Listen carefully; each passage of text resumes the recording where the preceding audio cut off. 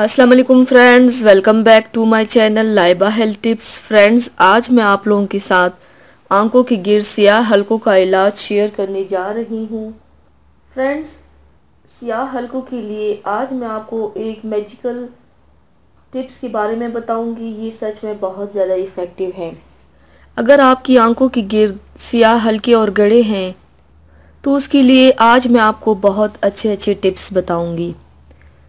तो चलिए शुरू करते हैं, पर इसके पहले प्लीज़ मेरे चैनल को सब्सक्राइब कर लीजिए और बेल आइकन को दबाइए एवरी लेटेस्ट ब्यूटी अपडेट को सबसे पहले पाने के लिए। उनसे निजात हासिल करने के लिए आंखों के गिर्द दूध मलें।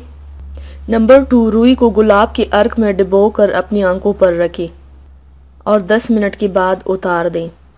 नंबर 3, आंखों के गिर्द सफ़ेद करने वाली कोई अच्छी सी क्रीम का नरमी से मसाज करें, इससे सियाह हल्के ख़त्म होंगे।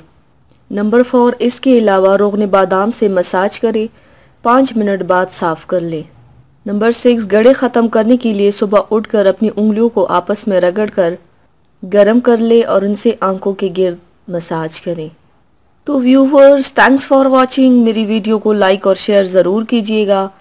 मिलते हैं एक और नई वीडियो में, तब तक के लिए अल्लाह हाफिज़।